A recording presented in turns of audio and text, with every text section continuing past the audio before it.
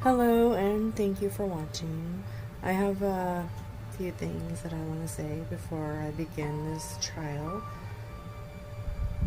This one has some graphic photos of the victim, and to be honest, it was very heartbreaking, and I was very emotional while editing this video, and I had tears streaming down my face. I understand that we watch these things because we have interest and passion for the victims, and I'm not going to censor the photos. I'm not going to censor any of it.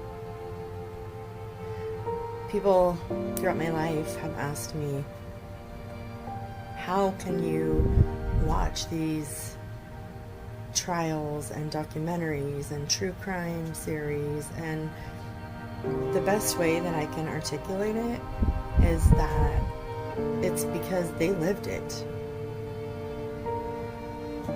They lived it. So to honor them, the least we can do is hear their stories and remember them. So with that being said, this is a very interesting trial, and I just wanted to preface with the fact that there are some heartbreaking, disturbing photos. Yesterday, we do have stipulated photographs that were provided tonight for yesterday, so I just wanted to move those into evidence before we get started, if that's okay.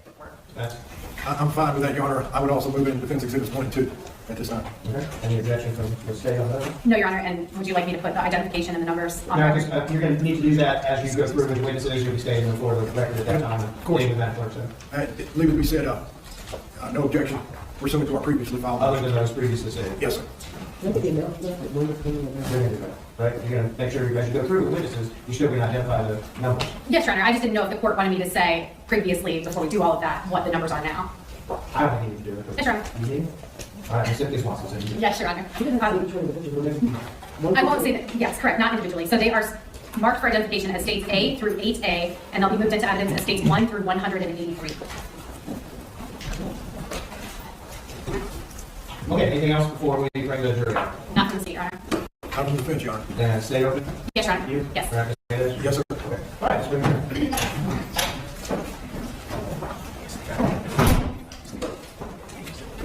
You don't have to stand.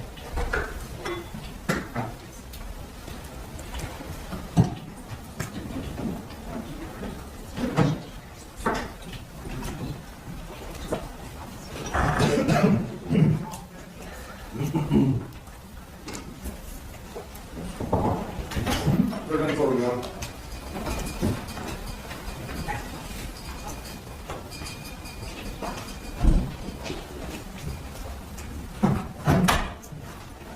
Yeah, members of the church, just take your seats when you come in. The parties are going to stand as a show of respect whenever you come in, but you can just take your seats as you come to the courtroom. Thank you, get seated.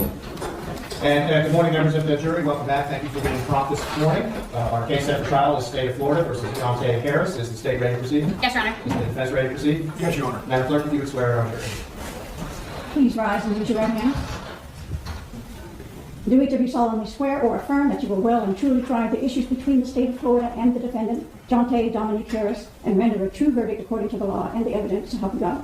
Thank you. Thank you. You may be seated. Members of the jury, you have been selected and now sworn as the jury to try the case of State of Florida versus Jonte Dominique Harris. This is a criminal case. The defendant is charged with murder in the first degree, aggravated manslaughter of a child, and aggravated child abuse. The definition of the elements of those crimes will be explained to you later. It's your solemn responsibility to determine if the state proves its accusations beyond a reasonable doubt against the defendant. Your verdict must be based solely on the evidence, or lack of evidence, and the law that I give you. The indictment that I read to you yesterday is not evidence and is not to be considered by you as any proof of guilt. It is my job to decide which laws apply to this case and to explain those laws to you. It is your job to decide what the facts of the case may be and to apply the law to those facts. Thus, your job and my job are well defined, and they do not overlap. And this is one of the fundamental principles of our system of justice. Before proceeding further, it will be helpful, I think, if I explain the basic outline of how we'll conduct the trial over the next few days. At the beginning of the trial, essentially where we are now, the attorneys will have an opportunity, if they wish, to make opening statements to you. The opening statements give the attorneys a chance to tell you what evidence they believe will be presented during the trial. When the attorney says not evidence, then you're not to consider it as such. Now, following the opening statements, witnesses will be called. They will be placed under oath, examined, cross-examined. Documents and other exhibits may be introduced as evidence in the case. Following the presentation of the evidence, the attorneys will give their closing arguments to you, and I will then instruct you on the law applicable to the case. You will then retire to deliberate your verdict. When I give you the law, at the end of the case, I'll read from a hard copy of the law, which will go back with you to the jury room, so you'll have the law to refer to as you deliberate in this case. You should not form any definite or fixed opinions on the merits of this case until you've heard all the evidence, the argument of the lawyers, and the instructions on the law by me. Until that time, you should not discuss the case among yourselves. And I now instruct you not to communicate with anyone, including your fellow jurors, about the case. No communication includes no tweeting, texting, blogging, posting information on a website or chat room or any other means at all. Do not send or receive messages to or from anyone about this case or your jury service. Do not allow anyone to discuss the case in your presence. If that happens, make sure that you leave them at once and report the matter to the bailiffs. And of course, do not view any media that there may be of the trial. In every criminal proceeding, the defendant has the absolute right to remain silent. At no time is it the duty of the defendant to prove his innocence. From the exercise of the defendant's right to remain silent, the jury is not permitted to draw any inference of guilt, and the fact that the defendant did not take the witness stand must not influence your verdict in any manner whatsoever. The attorneys are trained in the rules of evidence and trial procedure, and it's their duty to make all objections that they feel are proper. When an objection is made, you should not speculate on the reason why it is made. Likewise, when an objection is sustained or upheld by me, you must not speculate on what might have occurred had the objection not been sustained, nor would a witness might have said had he or she been permitted to answer. During the trial, it may be necessary for me to confer with the attorneys out of your hearing to discuss matters of law and other matters that require consideration by me alone. It's impossible to predict when such conference might be required. When we do that, we'll try to do it in a way that consumes as little of your time as is necessary for a fair and orderly trial. If you'd like to take notes during the trial, you may do so. You've been provided with a notepad and a pen for your use. Try not to write on the cover page. I'll keep your notes from being accidentally read as they're collected. If you've done that, that's fine. Just flip over to the next page. Do not take the notes with you from the courtroom during a recess. Just leave them face down on your pads or on your chairs, and they'll be there when you return. After you have completed your deliberations in this case and been discharged from jury service, your notes will be turned over to the clerk, where they will then be destroyed. No one will ever read your notes, including me. Now, if you take notes during the proceeding, make sure that your note-taking does not interfere with your listening to and evaluating the evidence in the case. Sometimes it can be difficult to take detailed notes and pay close attention to what's going on the witness stand. So make sure that that does not occur. And remember that your notes are for your personal use. You should not compare your notes with those of other jurors in determining the content of any testimony or in evaluating the importance of any evidence. Your notes are not evidence and, of course, are not a complete outline of the proceedings. So above all, remember, it should be your greatest asset when it comes time to deliberate and render a decision in this case. On the other hand, you're not required to take notes if you don't want to. That decision is up to you individually. But whether or not you take notes rely on your individual memory of the evidence. Deciding a verdict is exclusively your job. I cannot participate in that decision in any way. So please disregard anything I say or do that makes you think that I prefer one verdict over another. This concludes my opening instructions to you. I'll have the final instructions on the law for you at the end of the case, as I said. We will now proceed to opening statements. First from the state, Ms. Anderson.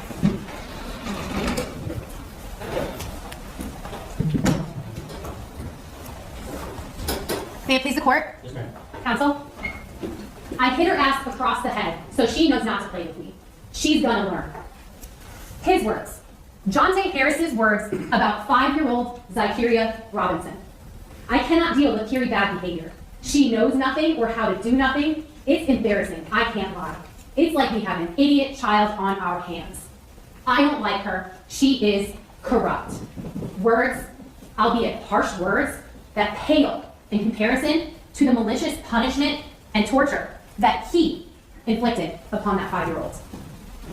It is with heavy hearts and the sincerest apologies that the state of Florida presents to you this tragic case of Zykerria Robinson. She was 5 years old, 3 foot, 7 inches, and 39 pounds when she suffered over 30 separate injuries to her body, from her head to her toes, at the hands of this man. The truth about this case is the state of Florida's job, our job, is to keep each and every one of you from the mind-numbing anger that will fill you as you look at photographs of bite marks on her arms, her legs, her buttocks, old healing wounds, new bleeding wounds, the purple pattern of bruising covering her chest, her side, and her back, and her blackened eyes and forehead. The facts of this case are easy to understand, but hard to listen to. Michelle Cannimore, at 26 years old, was the mother to 2 young girls, Anaya and Zykerria, 6 and 5 respectively. In April of 2018, she and her girls moved to apartment 204 at the Oak Tree Apartments off Lakeshore Boulevard on the west side of Jacksonville. At the time, Michelle had split from the girls' father, but they made a time-sharing system.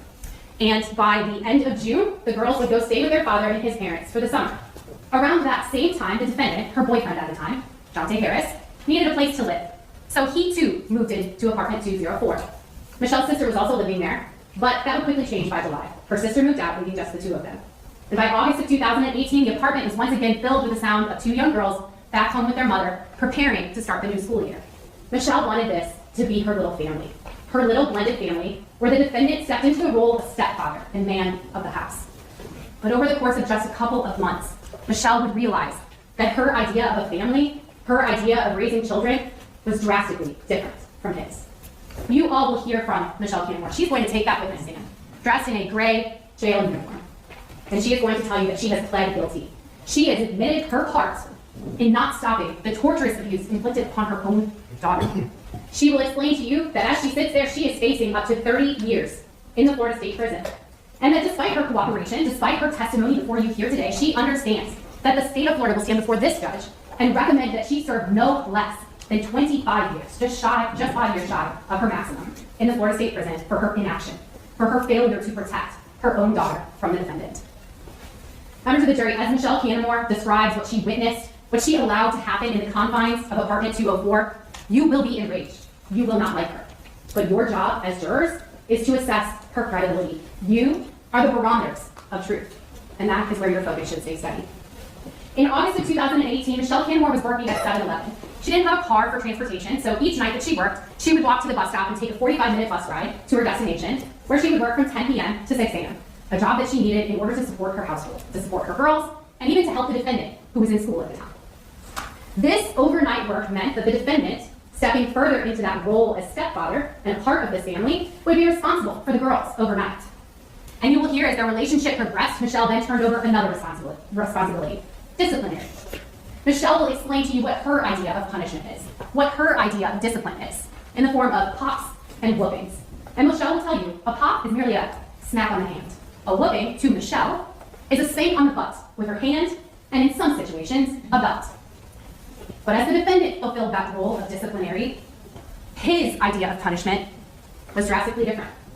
His idea of punishment was isolation, confined to a room with nothing in it, withholding food, not speaking to a child, beating until bruises covered Zykerria's body, and most severely punching Zykerria in the face and in the stomach.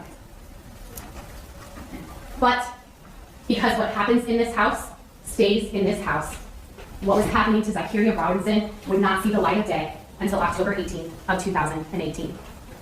It began on October 17th of 2018 with a phone call. The defendant's mother of his children called after there had been a commingling between the kids. Michelle will tell you about a time that the kids came over, his kids came over to play. One time. Unbeknownst to everyone, that one time would lead to the fatal beating of Zykerria. An accusation was raised of inappropriate touching by Zykerria on the defendant's son. This sent him into a fit of rage. He yelled at Michelle, "She has to go. She has to go. She's promiscuous," a 5-year-old. In this fit of rage, he opened the front door and ordered Carrie, "Get out! Get out!" A 5-year-old into the darkness. Carrie walked out that front door. The door slammed behind her. But Michelle wasn't going to leave her child outside. She opened the door and told Carrie to come back inside. Before Michelle could close that door and turn around, Carrie was on the ground, not speaking, not moving, not opening her eyes, with the defendant standing over her. "What did you do?" Michelle asked. "Shut up," as he grabbed a jug of water and poured it on her, trying to wake her up. But Carrie remained motionless. She was placed on the couch. The numbers 911 were not dialed. Michelle continued to make dinner, to feed her other child, to feed the defendant, and then she prepared to go to work. But that night, the defendant walked her to the bus stop. Carrie still lay motionless, not opening her eyes, not saying anything, on the couch.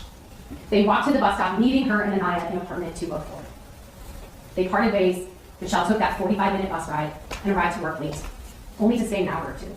Her coworkers took note of her ghostly appearance, but she said nothing. It wasn't until the defendant sent her a text message that she knew she had to go back home. His words: "It's getting very dangerous in here, and I real deal don't want to be a part of the death of a child I don't function with. I am leaving ASAP. There asleep, she woke and threw up. Michelle didn't know what had happened in apartment 204 after she left. Why is he talking about a death? Why is she throwing up? This had been like the meeting she'd seen before. Michelle got a ride from a coworker's son and went back to the apartment. And there, here he lay, still motionless on the couch, but now naked. The numbers 911 went undialed, now 3 hours after Kiri had been knocked unconscious. The defendant proceeded to try and wake her up, shaking her, placing her on her mom, dunking her in a bathtub of water. Finally, sometime after 4 a.m., after Kiri's breath was fading, her pulse slowing, she was still motionless, Michelle dialed 911. Help, my baby's not breathing. Soon after, the Oak Tree apartment complex would be flooded with the help that Kiri needed so badly months before. Lieutenant Roundtree of the Jacksonville Fire and Rescue Department was on the engine that went to Oak Tree Apartments. He rushed from the engine into the open door of apartment 204. There he found a lifeless child soaking wet and naked on the floor. Without hesitation, he scooped her up and raced out the door to be met by Captain Gordon with a stretcher. Both of them will describe to you the agonal breathing, a gasp for air in, a long pause, followed by another gasp for air in. Given her weak pulse, her gasp for air, they knew that this was serious. They started doing CPR and intubating her. And as Captain Gordon sat at Zykerria's head, he started to notice this wasn't just a child in cardiac arrest. He started to notice the bump on her head, her blackened eyes, the scarring, the bite marks. This was serious, and they needed to get her to Wilson's immediately. Officer Griffin and Johns were also a part of that parade of help that went to the Oak Tree Apartments. And you'll hear from Officer Johns, who observed after the fire engine and the ambulance left, Michelle Cannimore, the defendant, and a young child standing on a sidewalk next to a red car that his police cruiser was parked behind. Thinking that that was their car, he said, "I'll get out of your way so you guys can be on your way to the hospital to be with your child." In that moment, he learned that they didn't actually have transportation. So he took Michelle and her daughter. Officer Griffin took the defendant to drive them to Wilson's to be with Zykerria. A very brief interaction, but one that will forever remain in the minds of Officer Griffin and Officer Johns. The defendant's flat, emotionless demeanor was simply unforgettable. Dr. Saldahano and a critical care team of doctors were awaiting Zykerria's arrival at Wilson's. Dr. Saldahano will talk to you about her comatose state, her fixed and dilated pupils. In his 30 years of experience, this signified to him that her survival was low. But they did what they could. They put her on machines so that they could assess the damage to her brain to determine whether or not she would recover. Dr. Saldahano will tell you about hemorrhaging and edema, bleeding and swelling of the brain. He will tell you that he spoke with Michelle and the defendant, and they told a story about being a running family and Zykerria falling. A story about Zykerria slipping in the bathtub. Stories that could not possibly account with the over 30 injuries on her body. Dr. Karen Shimshak, a pediatric ophthalmologist, was also a part of that critical care team. She was brought in to assess Zykerria's eyes to determine if there was any retinal hemorrhaging, bleeding in her eyes. Dr. Shimshak will tell you that what she saw in both of Zykerria's eyes was consistent. Scattered and diffused hemorrhaging through all layers. In layman's terms, Zykerria had bleeding from the front of her eye to the back of her eye. And Dr. Shimshak will tell you she couldn't pinpoint the age of the injury, but what she could say is that these weren't just new injuries, there were old injuries there as well. This was consistent with abusive trauma. Not a fall in the bathtub, not a fall while running. The next day, Dr. Saldahano returned to assess Zykerria's status to determine if she had any sort of brain activity. And he will talk to you about the test that he did. But more importantly, he will tell you the result was that despite the 24 hours that passed to help Kiri's brain heal, she had no activity. She was brain dead. And by 1 p.m. on October 19th of 2018, Zykerria Robinson was pronounced deceased. Associate Medical Examiner Dr. Buffbaum will also talk to you. His job was to conduct an autopsy on October 22nd and 23rd of 2018. And his search was to determine what killed Zykerria. He will tell you about 4 locations of blunt force trauma to Zykerria's head, galeal contusions, subdural hemorrhaging, and edema. Essentially, Zykerria had bleeding in all layers and swelling in her head. This was the result of significant force. Blunt impact head trauma is what killed Zykerria. Dr. Buffbaum also observed other injuries, a lacerated kidney, hemorrhaging in her back, and a broken clavicle. Injuries that upon further examination told the doctor that this was not the result of an isolated incident on October 17th. This was a pattern of injuries to this child.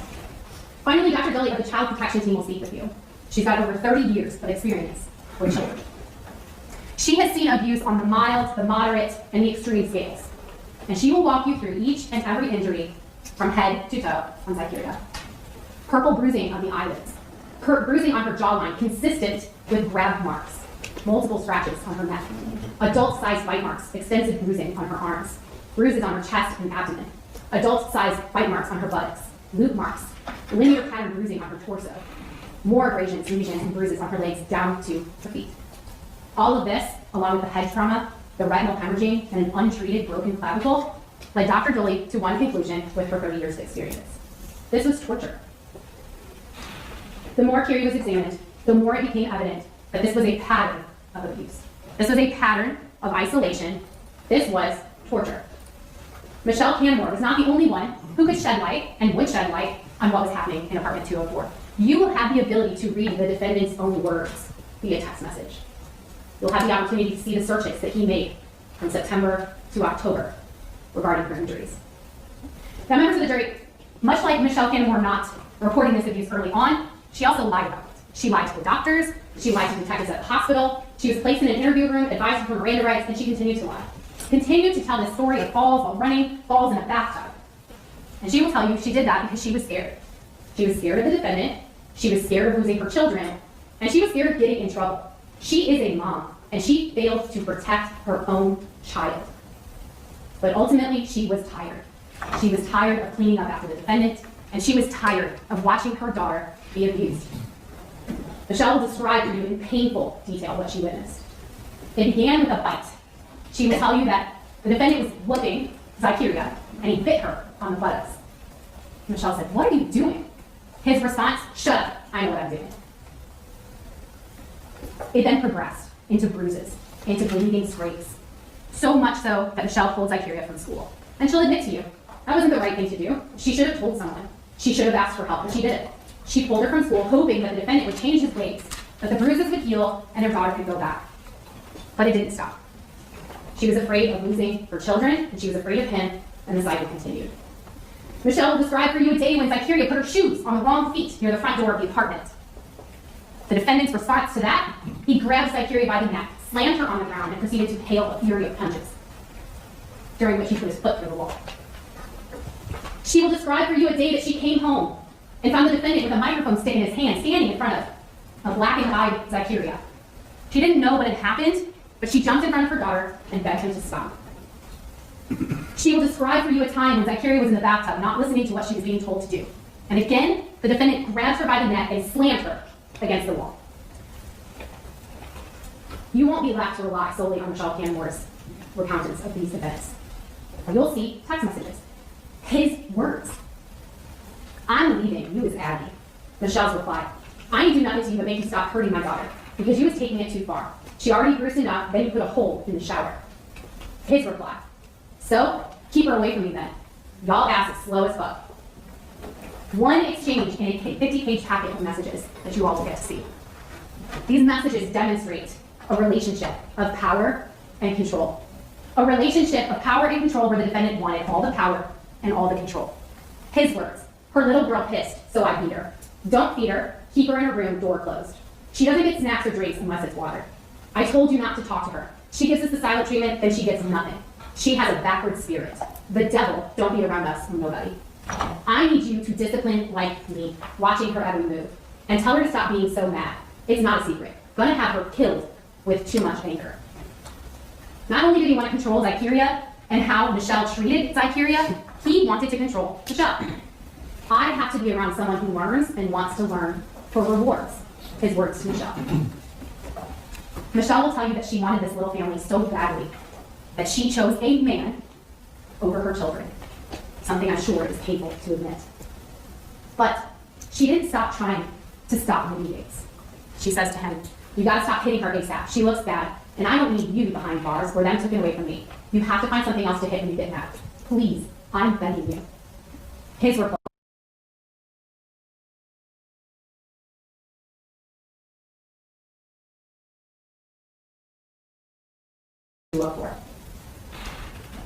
You'll also have a search history of the defendant, where he's searching the symptoms caused by his repeated beatings.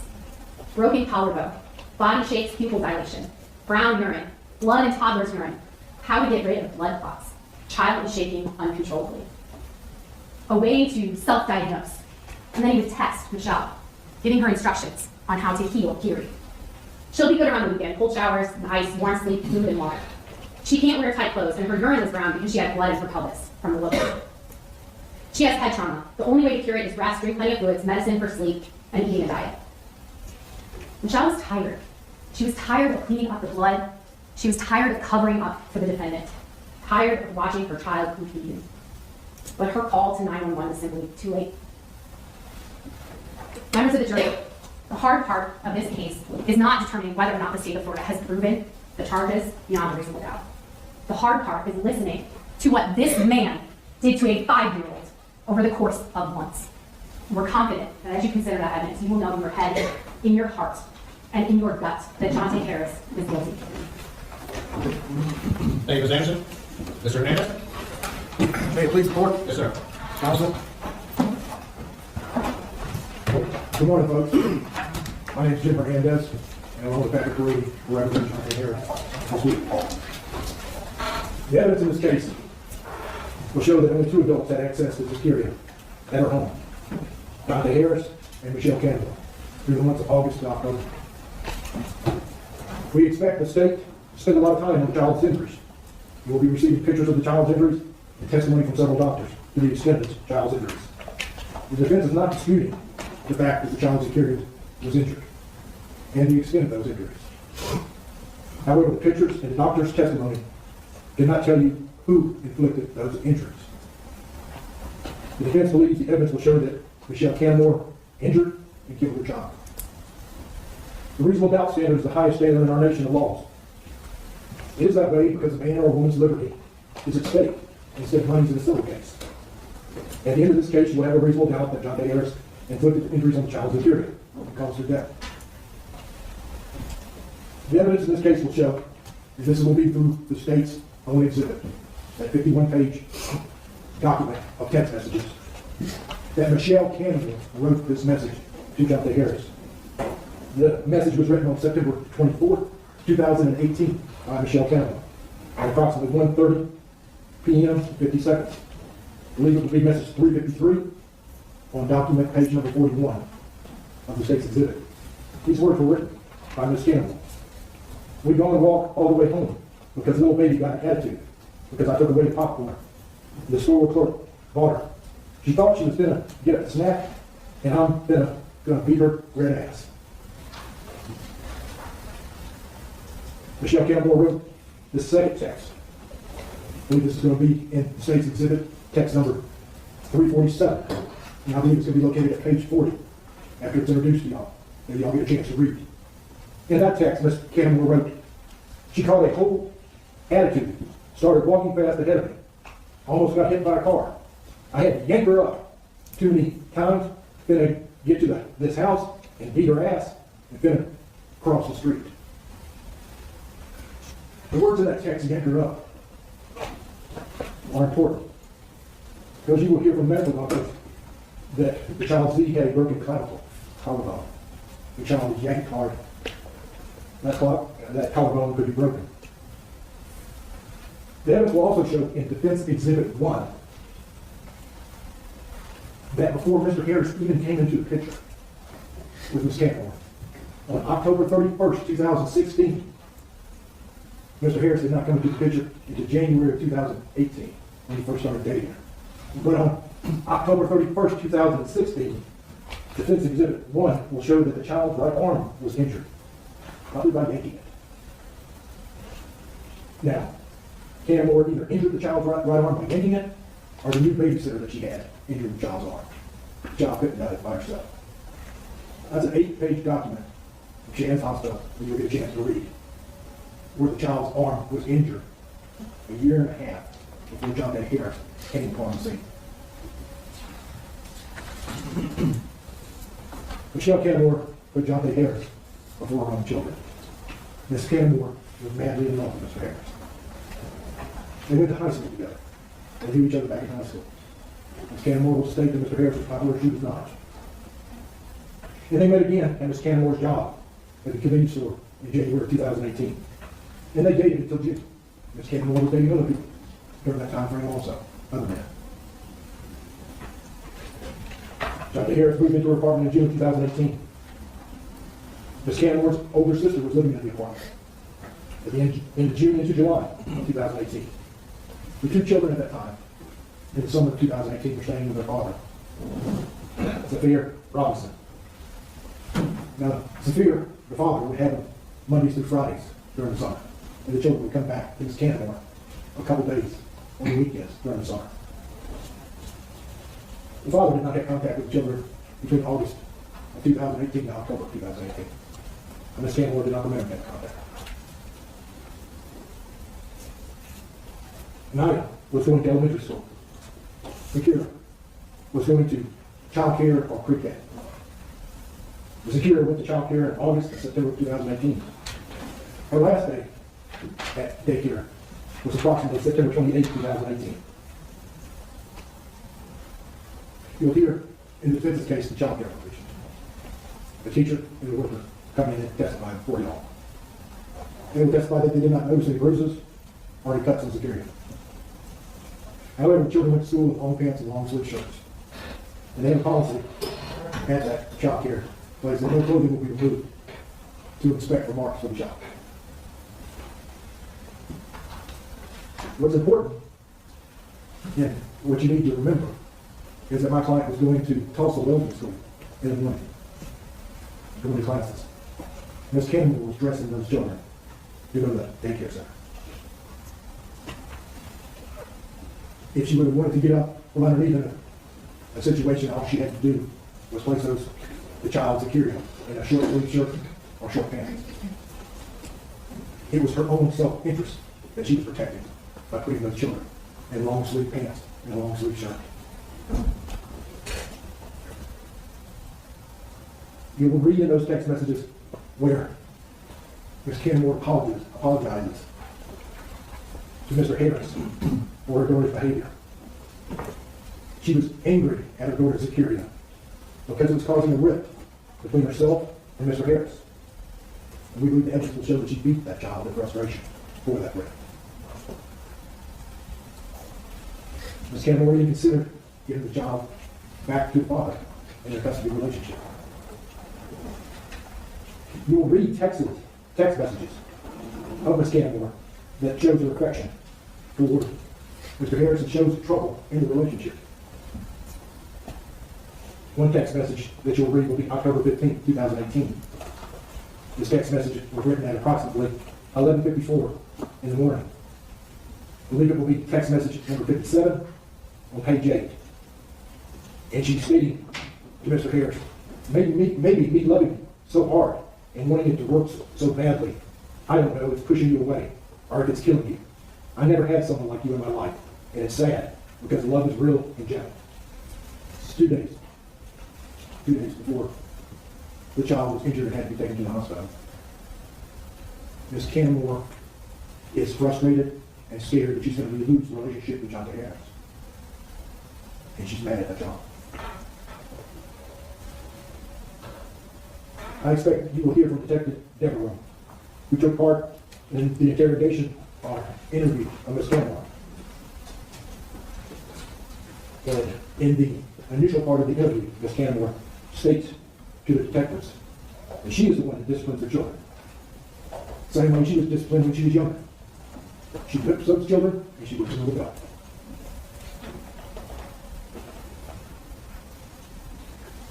She will explain to the detectives that she didn't pay the marks on Zykerria at any line because she knew that they would heal.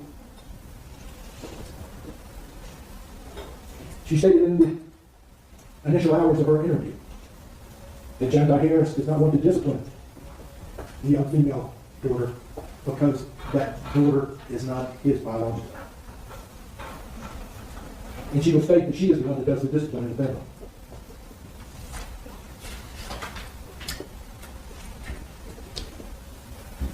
Mr. Harris, on occasions, did spank that child. But the primary disciplinarian for that child, the one administering the discipline, was Ms. Cannimore.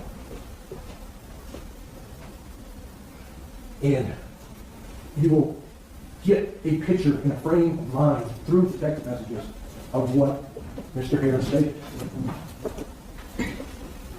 His text message believe will be in a different state exhibit. These text messages were primarily written to his sister Charmaine. When they are entered into evidence, they will have a state exhibit. But it's text messages to her sister Charmaine. In that, he sends a text message on the 12th of October, 2018, at approximately 2:11 p.m. and 36 seconds. As long as the exhibit has remained the same as what it was yesterday, I believe that text message will be text 16 on page 3. And he's saying to his sister,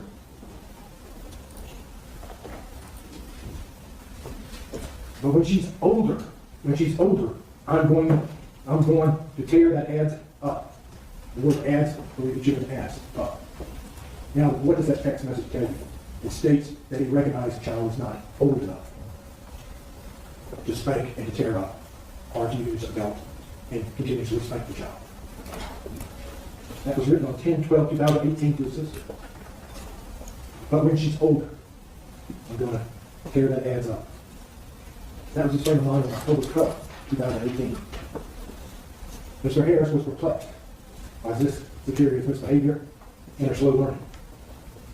He took it on himself to try to do research, to try to figure out why the child was having problems.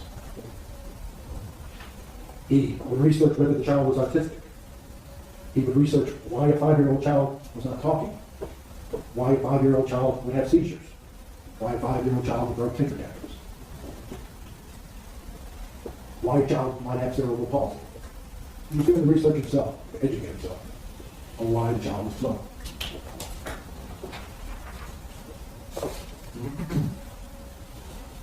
He would research the knot that he saw in her collarbone.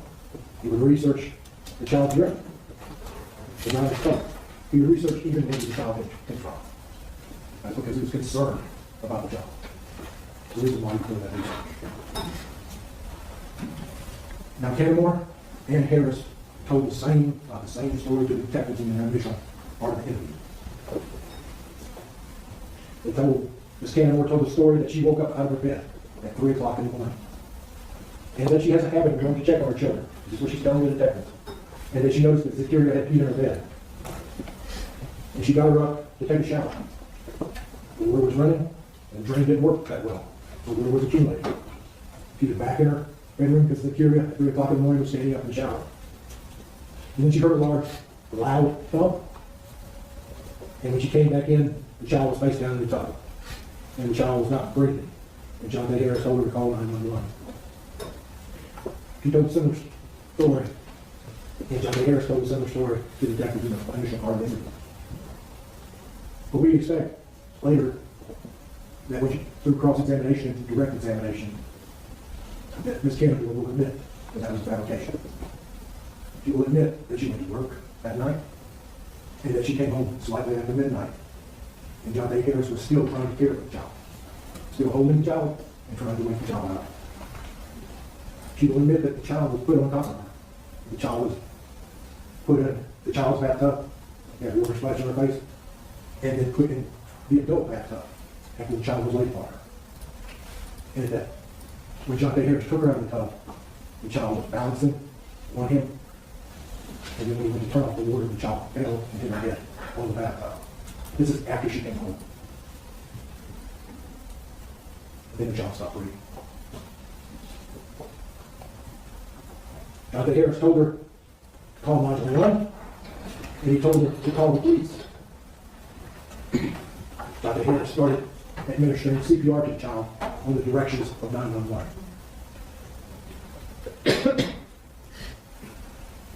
The child fell accidentally when the child was in the adult bathroom, and that's what caused the child to stop breathing.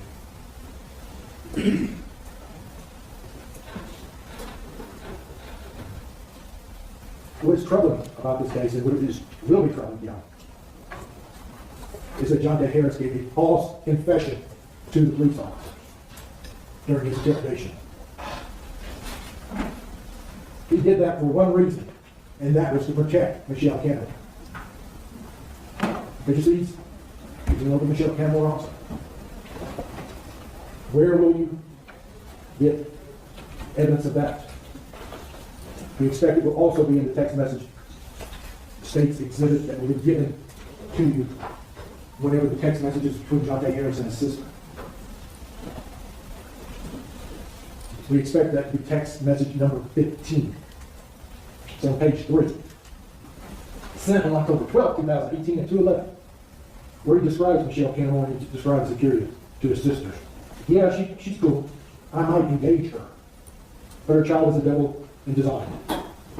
He's talking about asking Miss Cannimore to marry him, to be engaged to him.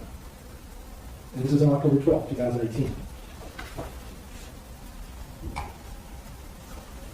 What is troubling is that in his statement, he's stating at approximately, when he's giving it to the police during interrogation, he's stating at approximately 7 minutes after noon, or 12:07, you'll see a time reader in the upper left-hand portion of the interview tape. He states, I don't want to go to jail, and I don't want Michelle to go to jail. Throughout his interview, he states, she's a good mother. She's a good mother to those children. She does not hit those children. He's trying to protect her. As a matter of fact, he's trying to protect her so much that you'll see the detectives become concerned. You need to look out for yourself, those detectives are telling him. You need to think about yourself. You don't need to be telling us anything to protect someone. You'll listen to the detectives in their interview, because these are two really good detectives with good homicide experience. They are so good at interrogation methods that the defense believes the evidence will show that they have drawn a confession from an innocent man.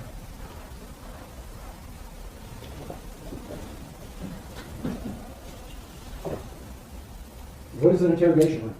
You will see it. Not much to look at. But it's basically a windowless room that a person is put into at the police memorial building. It's located in the homicide spaces. It's a good distance away from the front door and free. There's a large oak door that closes you in that interrogation room, and that door is locked. The only way that someone can go in and out of that door is if the police let them. The person being interrogated in that room has to rely on the police for bathroom breaks, to be brought in food, or to be brought in water. The room is cold. It's cold in the fall. It's so cold that Jonte Harris requested a blanket from the police. One was not brought to him. He was cold the entire 14 hours and 35 minutes he was in that interrogation room.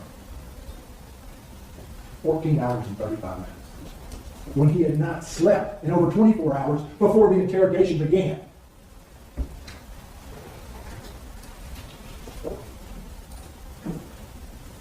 What are some of the methods? And these are subtle things. I would try to draw them out whenever I cross-examine the detectives. Hopefully I'll do a good enough job to show you the evidence that I'm talking about. But you see, the police can lie to a suspect in the interrogation room. And this was done. You'll hear it. It might be subtle lies, but lies nonetheless. You'll hear Detective Russell state, when he's going over Miranda, that everyone that is interviewed in these rooms have to go over this, has to go over Miranda. Well, that's not quite exactly true. Everyone that is interviewed does not have to have Miranda given to them. Witnesses are not read Miranda. Victims are not read Miranda. And when Detective Russell was initially going over the Miranda warnings, he had no problem saying that everyone that comes down here is read this. Detective Dubrex. Later in the interview would state bite marks are like fingerprints. Well, fingerprints are very specific. A fingerprint is unique to an individual. The ridges, the islands, the bifurcations are unique to the individual. Bite marks are not. But Detective Dubrex compares them to fingerprints. And what is interesting is that nobody put the measurements on those fingerprints. No one ever took measurements of Michelle Cannimore's mouth. No one ever took measurements of Jonte Harris's mouth. They are not like fingerprints. The police can trick a person that's in the interrogation room. You don't see that. Detective Devereaux is the assisting detective to Detective Russell, who's the lead detective, who's basically in charge of the investigation. Detective Devereaux during that time frame was taking notes. In the 11th hour that Jonte Harris was in that room, Detective Devereaux has his notepad, reaches in, grabs a blank sheet of paper, and basically wads it up and says, your previous story is forgotten.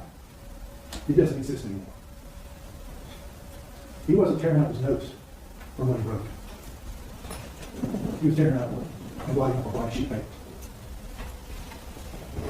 What's interesting is that Jonte Harris, about 2.5 minutes after that trigger, gives his false confession. The police can hold a person and interrogate them for an extensive number of hours.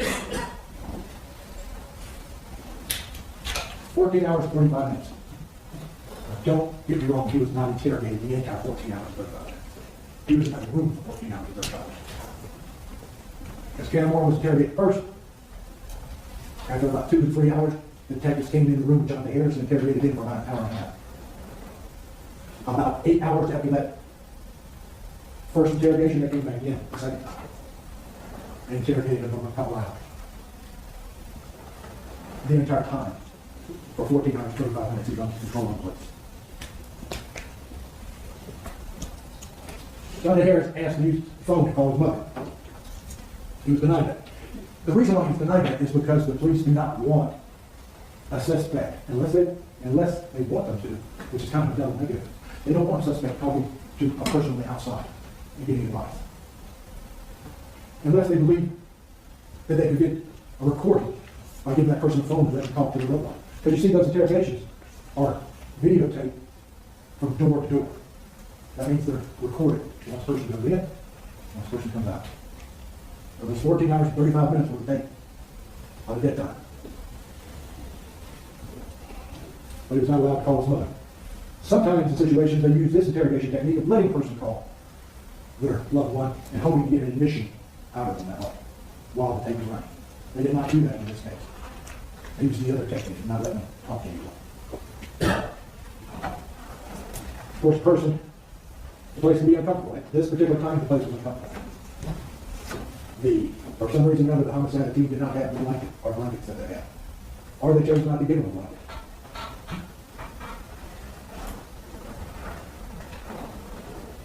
They ask initial questions whether you're under the influence of any alcohol or drugs, but they don't ask when's the last time you slept. It's 24 hours since you slept before the initial interview began. The police, its responsibility to get the person food and water, especially in an extensive interview like this. Jonte Harris was given, I believe, a bottle of water and some chips on the 9th or 10th hour he was there in the interrogation. The police, in doing these interviews, try to establish a bond with the person. You'll see in the interrogation tape, Detective Russell, the lead detective, trying to establish that bond. He talks about his family. He talks about the corporal punishment to his child, and then how sometimes he's excessive in that punishment. Leaves a red handprint on his child's body. But if you talk to his wife, she'll tell you that he was excessive. This is an interrogation technique where they're trying to bond with the person. Detective Devereaux, interesting enough, does not do that. Does not use personal comments.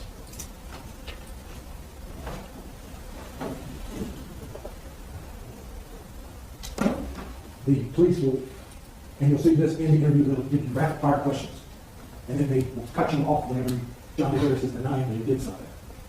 And ask another question. Cut you off. Ask the question. Cut you off. Ask the question. Interrogation technique. Another interrogation technique is they'll say, hey, you're a good guy. We know you're a good guy. We see your concern. We see that this is emotionally affecting you. You're a good guy. We know you just snapped. You used poor judgment. We know you just didn't do this intentionally.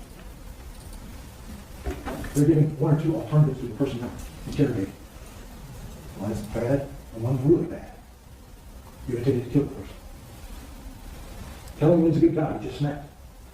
What is interesting is that you'll see the detectives use those words, and when Jonte Harris first gives his false confession, he echoes the same words that the police are using.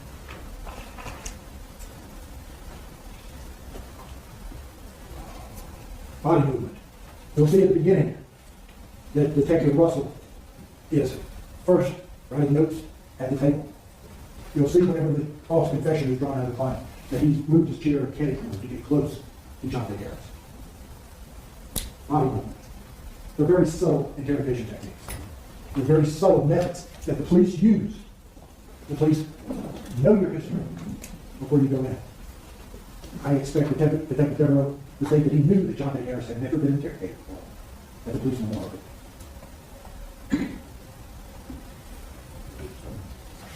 These techniques were utilized by the detective to draw out the false confession. And he confessed to protect Michelle Campbell because he was telling his sister that he was going to ask her to marry him. Michelle Cannimore is pled guilty to aggravated manslaughter, which is count 2 for charging document. Michelle Cannimore's guidelines are basically 156 months or 13 years. In the plea agreement, the state of Florida has said that they will ask for no less than 25 years. The maximum for that offense is 30 years. Count 1, which is second-degree murder. Count 3, which is aggravated child abuse by Michelle Cannimore. Those charges are still pending. But I expect Ms. Cannimore will tell you that she will expect that after she's sentenced, those charges will be dropped. Ms. Cannimore, if those charges were to follow through with second-degree murder, that charge is punishable by life, and the aggravated child abuse punishable by 15 years. It could be ranking second. Yes, she has a self-interest in this case. Yes, she's being fed in that bedroom.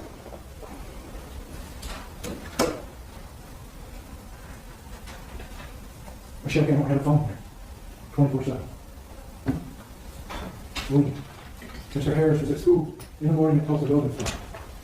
Call. Please. My time's being abused. When she's at work, give a call. When she dresses the child in the morning, she knows that teachers will look at that child. All she had to do was dress the child in a short sleeve shirt and pants. Why did she not make that call? Why did she not dress the child so the teacher could see the bruises? Her own self-interest, because she was beating that child. I expect that's what the evidence will show. And at the end of this case, the defense's reaction to return a verdict of not guilty on all 3 counts. Thank you, Mr. Hernandez. Members of the jury will take a brief morning stretch break, comfort break. Remember, during this break, as with all of our breaks, do not discuss the case with each other or with anyone else. Just leave your pads on your chair. Before you leave, just want to notify you of a couple things. You may notice the risk of media coverage of the case. So 2 things about that. One, the media is under orders from the court not to ever identify jurors or show your faces or any identifications for you, so you don't need to worry about that. And of course, I will advise you, as I have advised you before, not to watch any media coverage of the case during any breaks, either during the day or during the evening. So with that, we'll see you back in just a few moments. Leave your pads on here.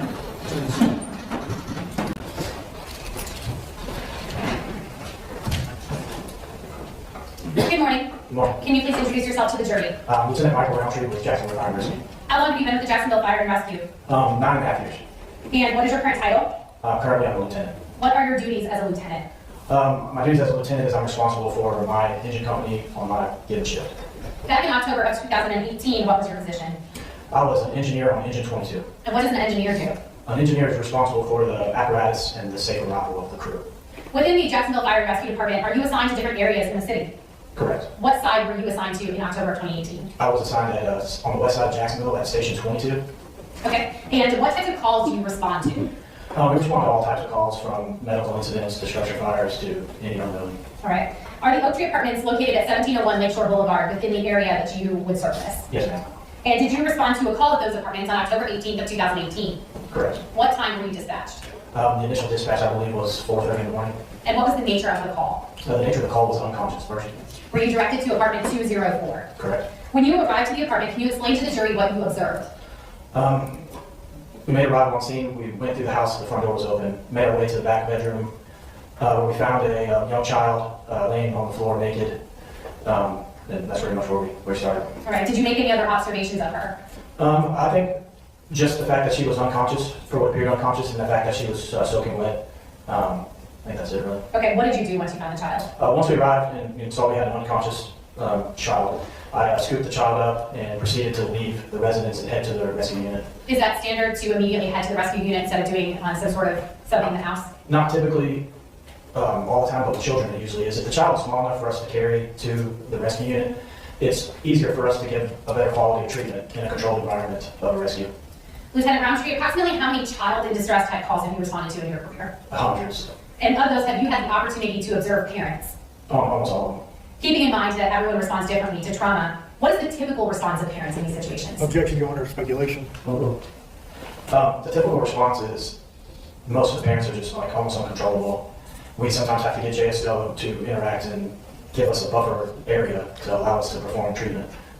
All right, what observations did you make of the parents in this case? None of that. You mentioned that you immediately picked the child up. As you were carrying her, did she take any breaths? Yes, ma'am. She probably took 2 or 3 agonal respirations. What is an agonal respiration? An agonal respiration is the brain's response to a lack of oxygen. It's essentially just a gasp for air, and it's usually an indication that death is imminent. Once you had the child in the back of the rescue unit, who worked on treating her? Both Engine 22 and Rescue 22 initialized treatment, and then I proceeded to pick everybody up at the hospital. So you returned to your duties of driving the engine? Yes, ma'am. Now, we often see on TV and in movies where people ride in the back of a rescue unit. Is that real life? Parents do not typically ride in the back if it's for an unconscious person, because there's already going to be 4 or 5 grown men or women that are trying to help treat, and it takes up a lot of space. So only on very minor incidents where the child is awake and mother or father can be an assistance for us, we like to leave that space open in cardiac arrest. Did the Jacksonville Sheriff's Office also respond to the complex with you all? Correct. And did you ask them to give the parents a ride? I did. After speaking with the parents and realizing they didn't have a vehicle, I asked JSO if they could maybe assist in providing transportation. I have no further questions for this witness.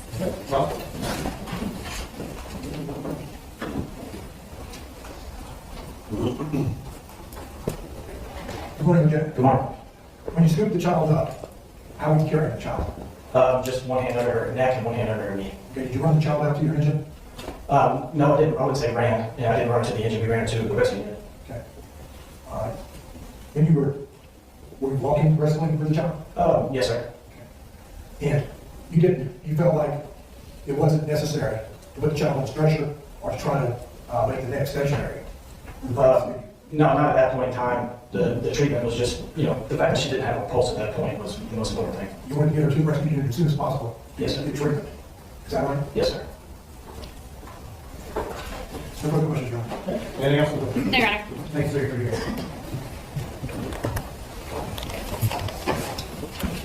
Stay quiet. The statement call Captain Ryan Gordon. Captain Gordon.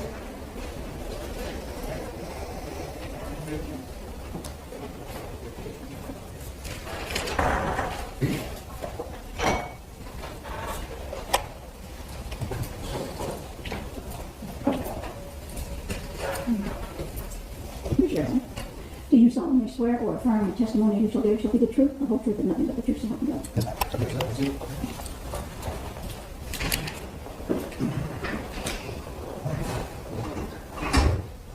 Good morning. Morning. Can you please introduce yourself to the jury? I'm Captain Ryan Gordon And where are you currently employed? with Jacksonville Fire and Rescue in the Rescue Division. And how long have you been with Jacksonville Fire and Rescue? 20 years. What's your current title? Captain. As a captain, what are your duties? I oversee the other lieutenants that are at our station, the other paramedics, make sure they're following protocol. In 2018, were you assigned to a station on the west side of Jacksonville? Yes, ma'am. And were you in a rescue unit that responded to the Oak Tree Apartments on October 18th of 2018? Yes, ma'am. Can you explain to the jury what you observed? We were initially called for an unconscious patient. It was about 4:30 in the morning. Upon arrival, the engine was the very first one on scene. They usually go first, rescue follows behind the engine. The engine crew jumped out, went inside, while my engineer and myself, we were on going to the stretcher, getting ready to go inside. We didn't even make it to the apartment door. We were just still bringing the stretcher to the door when they brought the child out of the house. Can you describe what you observed of the child? Lieutenant Roundtree at the time had her in his arms, and she was stripped across his arms, limp. Did you make any other observations about whether she was dry or wet? She was completely naked and hair wet. Did the strike you as odd? Yes, at 4:30 in the morning for a 5-year-old, yes. Did you make any observations of her breathing? At the time, she was what we call agonal breathing. Agonal breathing is when you're taking your last few gasps of air, your body's lacking oxygen, and trying to get those last breaths of air in. What about her heartbeat? It was very weak. Normally we check carotid and femoral arteries, the carotid arteries in her neck, and the femoral's down in her thigh. Very weak on the neck, which indicates the heart's really starting to get ready to cease. Did you immediately begin treatment? Yes. Can you explain to the jury what you all did to treat her? We got her in the back of the truck and started looking at the monitors, noticed that she was no longer breathing, checked her carotid again, no pulse, so immediately started CPR with chest compressions. While one crew member is doing chest compressions, another crew member is putting electronic pads on the chest, so if we need to shock, we can shock. Another crew member is getting IV access in the arms, and then myself, I was doing the innovation so we can breathe for her. Captain Gordon, if you were doing the innovation, were you sitting near her head? I sit right at the top of the stretcher. Yes. Could you observe her entire body? Yes. What did you start to notice? The first thing we noticed once we got everything going and we got the innovation going, breathing for her and doing compressions, I noticed a large swelling of her forehead. A big contusion on the forehead, like a goose egg on the forehead. It was starting to swell more and more as we were doing compressions. The swelling was getting more intense. And then as we were standing there talking about that, you can see multiple bruises on the body. You can see multiple scars. So we kept mentioning to each other that you don't see scars like that on a 5-year-old. Multiple burn. They look like cigarette burns. They're round. Some were scarred over. Some looked like they were pretty fresh. Captain, when you're assessing a patient's condition, do you assign what is referred to as a GCS? Yes. What is GCS? That's the Glasgow Coma Scale. It gives us a quick reference. We give a physical assessment of the body, and the GCS gives us a quick neurological assessment of the body. It kind of tells us a little bit of what's going on with the brain. GCS is assigned numbers 3 through 15, 3 being the worst, 15 being you and me right now, would be a 15. 3 pretty much, we say a dead person gets a 3. It's just based on numbers through the scale of 1 through 15 on each eye assessment, motor assessment, and verbal assessment. And what was the child's GCS? She was a 3 at the time. Did you all continue to provide treatment on the way to the hospital? Yes. Was there ever a change in her condition? No. Once at the ER, did you guys continue to assist as you turned over her treatment to the medical staff? Yes, I stayed on scene, talked with the doctor that was running the code, gave her details about what I'd seen en route, and helped them make placement, get another IV access, and they continued with the code after that.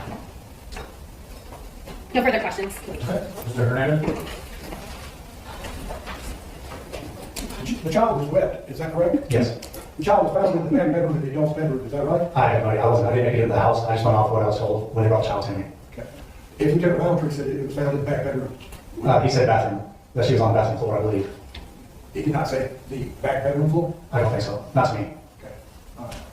No further questions, Your Honor. Okay. Anything else? Your Honor. Thanks,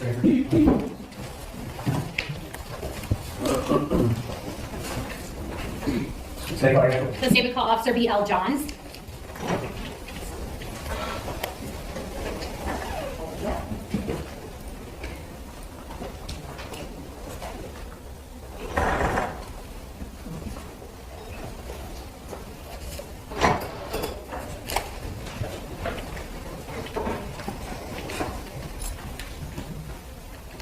Do you solemnly swear or affirm that testimony you shall give shall be the truth, the whole truth, and nothing but the truth, so help you God? I do not.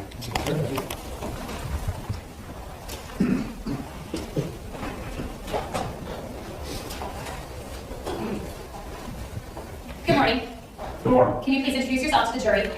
I'm Officer Brendan Johns, Officer Johns, where are you currently employed? the Jacksonville Sheriff's Office. How long have you been in the Jacksonville Sheriff's Office? Just over 6 years. What's your current assignment? I'm on JSS DUI unit, And how long have you been on the DUI unit? about 2 years. In 2018, where were you assigned? I was assigned to Zone 4, which is on the west side of Jacksonville. Were you just regular patrol? Yes, ma'am. What types of calls would you respond to as a patrol officer?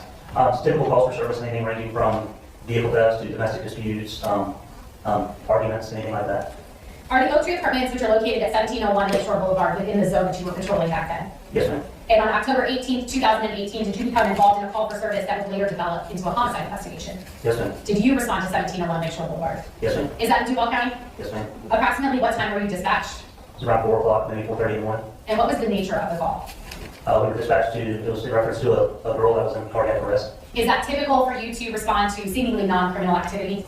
Yes, ma'am. This call in particular was with JFRD. We go to help with that all the time. We have some medical training in first aid, and sometimes we can get there quicker than they can, but it's close by, so we do that often. What apartment number were you asked to respond to? I don't recall the exact apartment number. Would 204 sound correct? Yes, ma'am. Can you describe to the jury how that complex is set up? The entrance, if you're driving northbound on Lakeshore Boulevard, the entrance will be on my right, which would be facing east. And are you just asking how the complex itself is set up, or how? Are there rows of apartment buildings with parking? Yes, ma'am. Where did you park? I parked. As soon as I came in, I made a right and parked in front of, or behind a vehicle that was in one of the parking spaces. So I didn't park in a parking space, but in the roadway. How would you have accessed the apartment that you were responding to? As soon as I got out of my vehicle, I essentially walked forward, which I believe was south, but I don't recall for sure. And then I had to walk through a little, a throughway between 2 separate apartment buildings. Was the Jacksonville Fire and Rescue Department already there when you got there? Yes, ma'am. How did you know that? They were wheeling out a little girl on a gurney as I was walking up to the apartment complex. Did you have contact with two adult individuals while you were at the complex? Yes, ma'am. And who was that? That's Jonte Harris and Michelle Cannimore. Okay, can you tell the jury about that interaction? So after they loaded the little girl up into the rescue and were taking her to the hospital, I walked back over to my police car to follow her there. Cardiac arrest can be life-threatening, and so we have to follow them to the hospital to find out if they're going to make it or not. Michelle Cannimore and Jonte Harris and another little girl were standing next to a red four-door sedan, which my police car was parked behind. I thought that maybe that was their car and I was blocking them in, so I asked them, hey, do you need me to move my car so y'all can get out? They said, no, we don't have a vehicle. And so from that point, I asked them, I said, hey, do you need a ride to the hospital? And we gave them a ride up there. Okay, who did you take in your car? I took Michelle Cannimore and the other little girl. All right, and you mentioned Lee. Was there another officer that went to the complex as well? Yes, ma'am. Officer Mike Griffin. And did he take Jonte Harris? Yes, ma'am. Can you describe for the jury how Michelle Cannimore was in your backseat? Just objections. Again, relevance, speculation. You can answer. So, not overly emotional. She was totally upset. It was kind of a, I imagine somebody, that's sick, they're sniffling, they're constantly, trying to hold back the snot and things like that, maybe hold back some tears, but not really overly emotional. Did you engage her in any sort of conversation? Not that I can recall. When you got to the hospital, did you let her and her daughter out to go inside? Yes, ma'am. Did you also go into the hospital? Eventually, yes, a short time after they went in. Were you asked to go into a room by medical staff to observe the child? Yes, ma'am. A woman approached me and told me that I needed to come in and view her. Can you describe what you saw on her body? Yes, ma'am. There were, I'm sorry, give me a second. I didn't think I would do this. There were 4 adult bite marks that she showed me on her body. There were burn marks. I probably counted 7 or 8 or more all over the body, and those were proven in different stages of healing. And then on top of that, I very distinctly remember seeing one side of her face. It was just really bruised, really swollen, so bad so that if she even could have, if she even had the ability and was awake to open her eyes, I think she probably could have. So.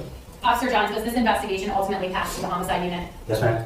I have no further questions for this witness. Okay. Well,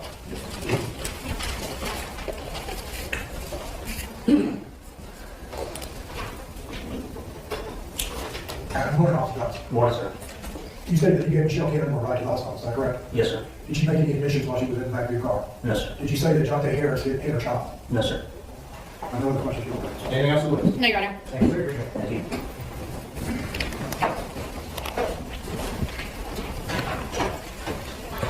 Say if I may. Officer M. Griffin.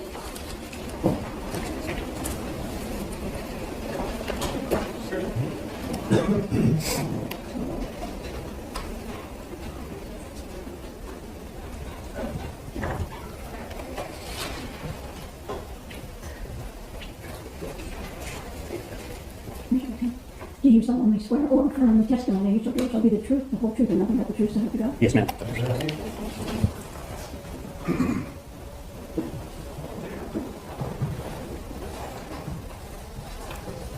Good morning. Good morning, ma'am. Can you please introduce yourself to the jury? Yes, my name is Michael Griffin, Officer Griffin, where are you currently employed? Jacksonville Sheriff's Office. How long have you been with the Jacksonville Sheriff's Office? 6 years full-time, 9 years as a reserve officer.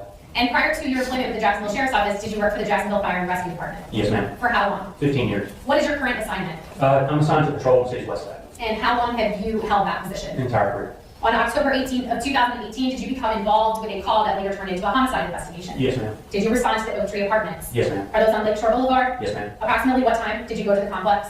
Around 4 o'clock in the morning. What was the nature of the call? We were dispatched with JFRD to assist on a child that had injuries possibly and assist them with scene safety.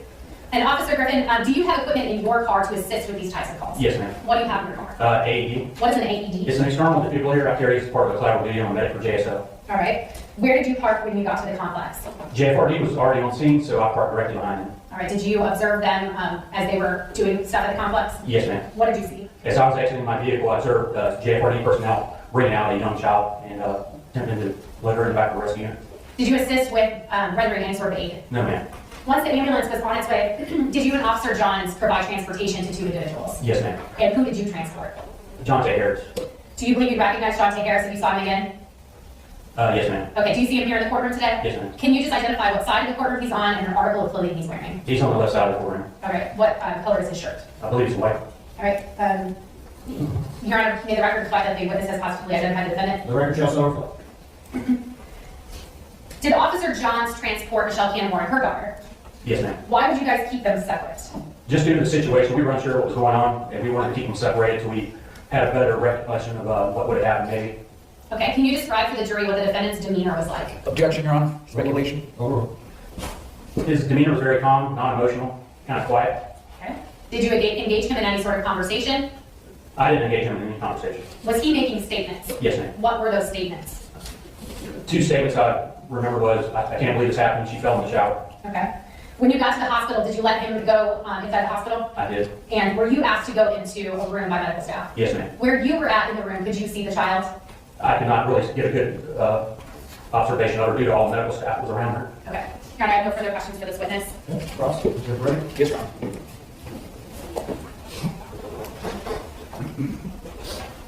Officer Griffin, you had never met Jonte Harris before that morning? No, sir. You don't know what his demeanor is on a good day, do you?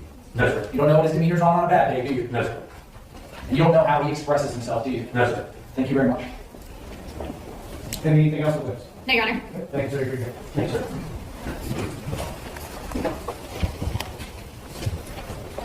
Snake eye ambulance. Thank you very much, Your Honor. Dr. Salahino, please. Mr. Chairman. Thank you, Your Honor. Please support. Yes, sir. Good morning, doctor. Please introduce yourself, stating your name for record. Yes, my name is Dr. Virgilio Salaheno. I'm a pediatrician who works in the intensive care unit at Children's Hospital. Thank you, sir. And for medical reporter, do you mind spelling your full name, please? V-I-R-G as in golf, I-L-I-O. Last name spelled as S-A-L. D as in dog, A-J as in Juliet, E-N-O. And it's pronounced Dr. Salahino, is that correct, sir? Yes, sir. Thank you, sir. Now, what is your occupation, doctor? I'm a pediatric intensivist or a pediatric ICU physician at the Wilson Children's Hospital, downtown. Yes, sir. And how long have you held this position? I've been doing this at the Children's Hospital since September 2001, so that will be about 23 years this year. Yes, sir. Are you a duly licensed physician in the state of Florida? Yes, I am. Are you also a duly licensed physician in other states? If so, please state which ones that is. Yes, I hold active license in the states of Georgia and Montana. Can you give our jury an understanding of how long you held a license here in the state of Florida? I've had a license since 1992 after my first year of training in pediatrics. And as you testify here today, sir, are you still engaged in the practice of your profession as you just described? Yes. Can you give the jury an understanding of your medical training and education, sir, please? Yes, so I went to a medical school in the Philippines, University of the Philippines, graduated in 1990 and came to the United States for my training. I did 3 years in pediatric residency at the University of Florida program here in Jacksonville, and then I spent the next 3 years as chief resident, and then 3 more years in additional training in pediatric critical care, also at the program here in Jacksonville at University of Florida. And was your pediatric residency from the years of 1991 to 1994? Yes, and the fellowship or the additional training in critical care is from 1995 to 1998. Okay. And was that done here in Jacksonville at UFL as well? Yes. Yes, sir. Now, can you give Dr. Saladino, the court, and our jury an idea of the types of patients that you care for within the pediatric ICU, the intensive care unit? Yes, the pediatric ICU in the Children's Hospital downtown at the time of this incident was a 20-bed unit in which we care for critically ill children with medical conditions, including those who came out of surgery in a critical state, and also those patients who had critical injuries, the result of accidents or whatever mechanism. And have you had occasion to see hundreds of children that have had traumatic injuries? Yes. Can you give the jury an understanding, sir, of your primary purpose and your function as a physician in pediatric critical care? We have assigned duties at the pediatric ICU. I am the physician who oversees the care of all the children in the ICU, and I'm assisted by specially trained nurses, respiratory therapists, physician assistants, and nurse practitioners with superb backgrounds. And also rotating with us are people, physicians and other medical professionals in training who also assist us in the care of these patients. And doctor, was that a simple way of putting that you worked on a critical care team that Yes. each individual patient? Yeah, there is a team taking care of all these patients, of each patient. Dr. Saladino, are you board certified in pediatric critical care? Yes, I've been board certified in pediatric critical care medicine since 2001. And are you also board certified in the general practice of pediatrics? Yes, I've been board certified in pediatrics since 1994. Can you give the jury what entails becoming board certified? First of all, you have to go through what we call an accredited training, and then after you will go through that, and you become eligible to take the boards, and you sit for a board that's usually about 2 days, and after submitting all of the requirements, the respective boards grant you a certification recognizing that you have had adequate training, experience, and practice as such. And have you been continuously board certified since you first became such? Yes, each individual board has its own requirements to maintain certification, which include keeping up to date in your medical knowledge. Now, who is your employer, Dr. Saladino? I work for the University of Florida College of Medicine here in Jacksonville. All right. And will you explain, if true, how you are serviced and or contracted also through Wilson's Children's Hospital?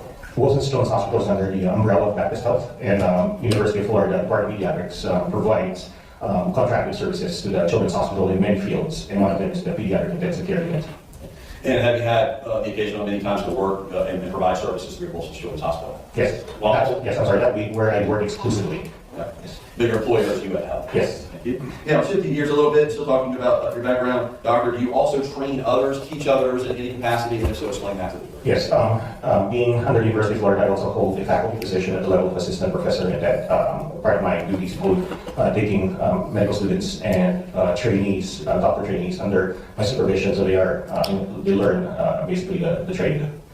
And is that something that you do on an ongoing basis? That is an ongoing basis, yes. Yes, sir. And how long have you been doing teaching in that capacity? I have for the University of Florida since September 2001.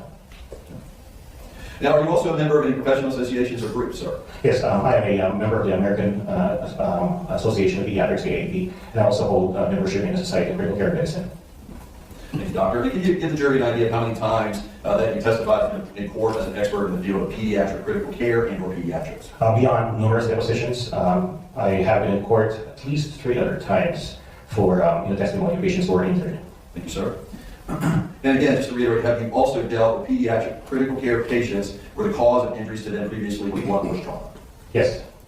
Your Honor, just now attended Dr. Saladino as an expert in the field of pediatric critical care. Mr. Crowley, you wish to add? No question. Good. You may continue. Thank you, Your Honor. Dr. Saladino, now I'm going to direct your attention to why you're here today and talk to you about your care and eventual death of Zykerria Robinson on October 18, 2018 through the afternoon of October 19 of 2018. Dr. Saladino, on that first day of October 18th, were you the on-duty pediatric physician at Children's Wilson's Hospital that morning? Yes, I was. And did you arrive at the hospital that morning? Yes, that morning I assumed the post as the attending physician, the ICU physician on duty. And did you learn that a young child, a patient, had recently arrived via the emergency room via rescue transport just prior to becoming on duty? Yes. Was she initially taken to the emergency room in the hospital? Yes. And did you learn that at the ER that she was at least somewhat stabilized enough for her to be taken up to the PICU, the pediatric intensive care? Yes, the emergency department did a lot of stabilization and interventions to stabilize the care before she was transferred to my care, yes. All right. On October 18 of 2018, in the early morning hours, did you assume care for Zykerria Robinson? Yes. Was that in PQ? Yes. Right. And was that also, as you described previously, part of a critical care team? Yes. As such, doctor, when she arrived in the PQ, did you have access to not only the patient herself, but any and all records affiliated with her care upon arrival? Yes, I was given first-hand information by the treating physician in the emergency department, and I also looked at existing laboratory tests and images done by the X-ray department. All right. Was your care from the morning of October 18th until the afternoon of October 19, 2018? Yes. At the time where she was pronounced deceased? Yes. All right. And we'll talk about that. I want to maintain, at this point, the focus over about that 24-hour period of your care. Have you had a chance, doctor, prior to coming to court today, to review the hospital file, photographs, child protection team photographs, any charts, any CT scans, any and all data regarding the care you and your team provided to Zykerria Robinson on those due dates? Yes, I had a chance to do so.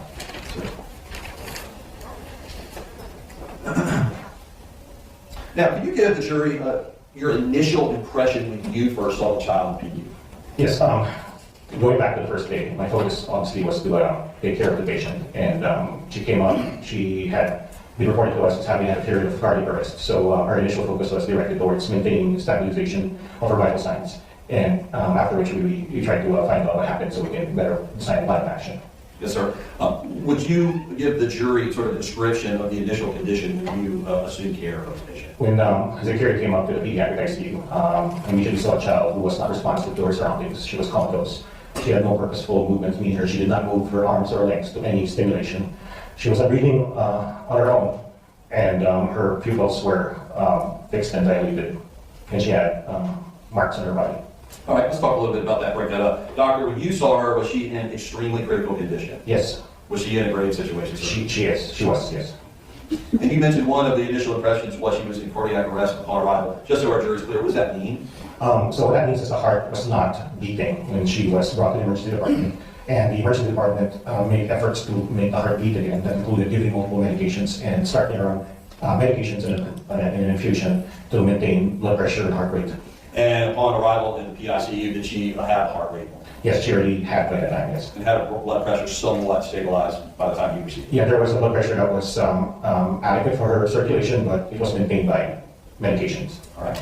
Sir, was she comatose? Yes, she was comatose. And will you describe to the jury what that means? And comatose means that any patient that is not responsive to her surroundings, that's exactly what happened to what I saw with Zykerria. She was just laying there, not moving, and absolutely no response to her surroundings and any stimulation. And I think you mentioned her pupils, and you mentioned they were fixed and dilated. Will you explain why that's a concern to you? So pupils move, dilate, or constrict as a brain function. And when we see fixed and dilated pupils, that is very concerning because that indicates that brain function has been affected to a significant or profound degree, that all control of the pupillary actions are gone. Was that concerning to you? Very concerning. Now, when you say she wasn't responsive, did she have any type of reflex action, anything that stimulated either her arms or her eyes, or the fluttering of her eyes, anything of that nature? Nothing, and just to build on that, Mr. Skinner, one of the things we do is we move the breathing tube to see if she would gag and cough, and she had no response. And we press certain parts of her body to see if she would withdraw or pull back her arms or legs, and there was no response. At any point in time, Dr. Saladino, did she ever gain any type of reactionary movement in any way whatsoever? Never did. Now, you mentioned moving the tube. Was she, the entire time you had her under your care, so was she on life support? Yes. Does that mean she was on a ventilator or respirator? Yeah, she was on a respirator or ventilator, as we call it in our field of practice. And does that indicate that she had the inability to breathe on her own in any way whatsoever? That is correct. Now, was testing being done on her, certainly on that first day of October 18, 2018? Yes, testing for function and reaction to her surroundings were being done on a regular basis, at least every hour, to see if there's any recovery. Now, I want to focus regarding some tests, what I call CT scans. Will you first explain to the jury what is a CT scan?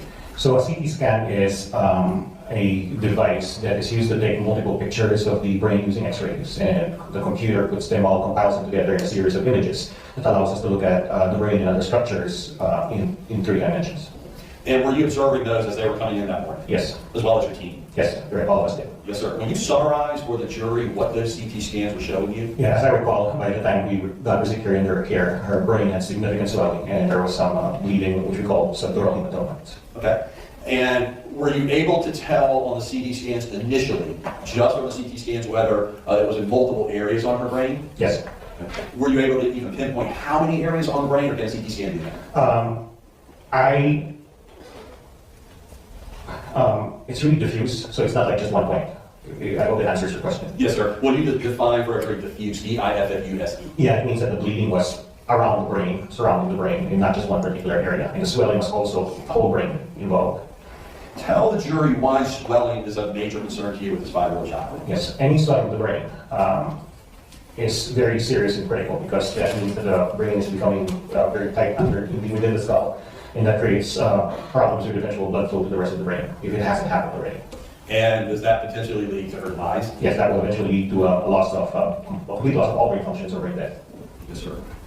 Now, you also mentioned, I think you looked at her eyes, I think your initial impressions were they were fixed and dilated. Did you notice any bleeding, either behind her eyes, upon her eyes, within her eyes, anything of that nature? Yes, so when she arrived, her pupils were very dilated, so you could actually look into the pupils, into the back of her eyes, and you could see blood spots or hemorrhages behind her eyes. And is that inside her eyes, I'm sorry. Yes, sir. Is that concerning? Yes, that means that that you only see that in severe, high-impact injuries. And when you say severe, high-impact injuries, would that include blunt force trauma? Yes. Now, I think lastly, regarding your initial observations, you also noticed some external injuries about her person. Can you sort of summarize, if you can, what you saw that morning, sir? Yes. When we examined Zykerria on her arrival, after we ascertained that she was stable enough, we took an account of what we could see on examination. But there were multiple areas of abraded skin, which means skin surface has been scraped away. There were some underlying wounds and points of bleeding. Some of them were old, some of them appeared newer. And there was also patterns on several parts of the body that were kind of also showed that there were wounds that were kind of old and new. And were these on multiple areas about her person? Yes, I remember seeing some of them like under the armpit, at her left or right side, and definitely in the legs and the feet, and also in her buttocks or behind. Yes, sir. We'll look at the photos in a minute, just so as not to keep it that long. I'm just going to walk through your testimony just a little bit first, and we'll look at some of those. Yes. Once you had all of these initial impressions and the testing, CT testing was being done, you're monitoring her brain, her heart, she was intubated, did you make any initial determinations about whether she was potentially eligible to survive this, doctor? Yeah, based on the history or story I got from the response from the initial care writers, that she had a protracted or a long duration of her heart not beating and the heart as swollen as it is, I knew right away that this is not survivable. Yes, sir. And that was an impression in your mind on the first day of her life? On the very first day, yes. Did that prompt you and your team, Dr. Saladino, to keep her on life support? Yes. At any point on the 18th, was there any improvement whatsoever in those conditions? No. Moving to her second day at Wilson's Children's Hospital, was there any improvement of her condition in any way whatsoever on October 19, 2018? No, nothing at all. No improvement. On day 2, doctor, did that prompt you and your team to do further testing to determine whether she was in fact brain dead? That's correct. But the second day, when we noted that she had not improved, we went to the point where we wanted to determine whether she was already gone. Brain determination is part of that. Yes, sir. And is brain dead or death determination testing done by U.S. physicians to make that decision? Yes, along with, I believe, a neurologist confirming the brain.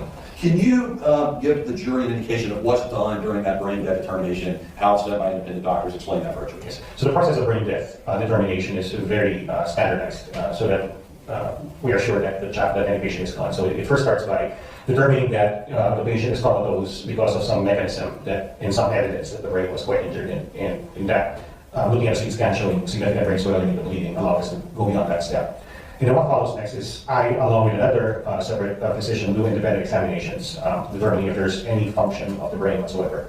And then the examinations are directed towards looking for any remaining function of the brain, whether it's there or it's not. Are these tests commonly referred to as either the ancillary test and or the apnea, APNEA test? Yes, those two tests are certainly part of the process. But before we go to doing the apnea test and the ancillary tests, we examine the patient first to see if there's indeed coma or no function to their surroundings. And we also look for other functions of the parts of the brain, including inability to breathe under coma. If the pupils remain fixed and dilated, we also look for gagging and coughing, which are reflexes served by the parts of the brain. And then we move on, trying to see if the child will breathe on her own if she was challenged. And the ancillary test is done to complement those examinations if needed. Was there an attempt to see if she had any ability whatsoever to breathe on her own? No, because of her, we have stabilized her, but at great level of support, which included medication support, her blood pressure, etc. And the test that we do to see if she can breathe on her own requires that we disconnect her from the respirator for a brief period of time and then challenge her to see if she would breathe. We felt at that time she was once able to do that, then we decided to do other tests to evaluate for brain function. Yes, sir. And do the other tests that you did conduct, is that where you're shooting the dye to see if there's any blood flow into her brain? Yes, sir. And that is what we call a nuclear brain flow study. And how that's done is that the patient was injected with a substance that shows up in a special X-ray machine, a tracer, if you will. And after allowing some time for it to circulate through the body, the special machine picks up if there's any blood flow to the brain to see if there is any blood flow to the brain, and that would be the testing. Yes, sir. And once you conducted this test, did the nuclear medicine brain flow study show any flow of blood whatsoever to her brain? The official reading said no, there was no blood flow to the brain. I actually saw the images, there was no blood flow to the brain. Yes, sir. Now, after that testing and after all the observations that she testified about, did you therefore yourself declare her to have absolute zero function? Yes, she had no function at all. And so, sir, did you declare her brain dead? Yes, after the completion of the examinations in the nuclear brain flow study, I had enough information in front of me to pronounce her deceased the following day, a little after 1 o'clock in the afternoon. On October 19th? October 19th, yes. Now, briefly, doctor, I know after you declared her brain dead, was she removed from life support? Let's get the jury summary of why not and what happened to her. So, every time there's a situation where we declare brain death, we then approach the family, introduce them to some other individuals to discuss the prospect of donating our organs. And at that point, we let our organ procurement folks called LifeQuest to come in and speak with the family. Was that done in this particular case? Yes, they were brought in, they spoke with the mother. Yes, sir. Was she thereafter removed from under your care and placed under the care of LifeQuest for organ donation? Yes. And was that done after you pronounced her on 1:04 p.m. on October 19th? Yes.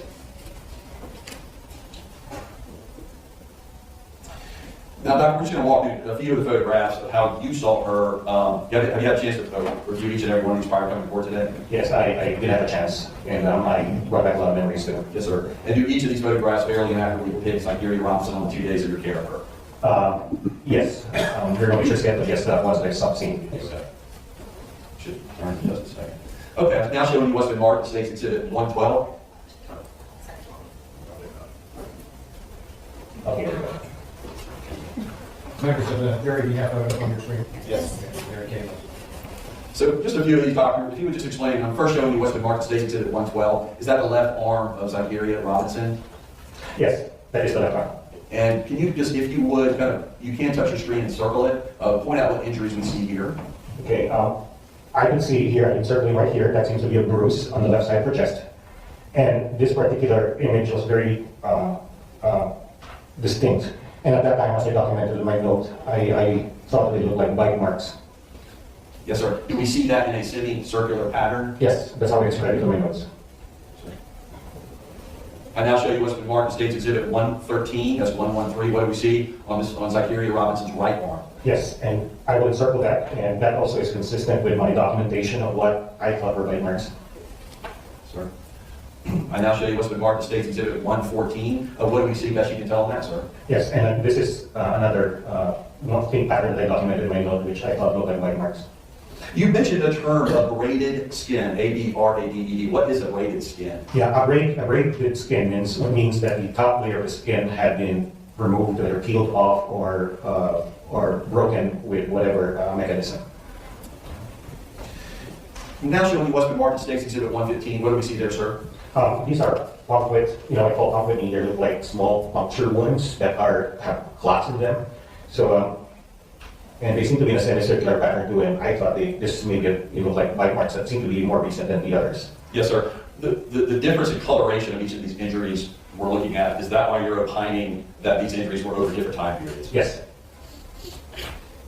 I'm now showing you what's been marked in State's Exhibit 116. What do we see there, sir? Okay, take the time. I'm sorry. Yes, sir. It's just coming back. Sorry. Yes, sir. Take your time. So, we thought it was just old wood sink lights. Okay. Would this be something that would, in common term vote, be bruising to her left side, sir? Yes.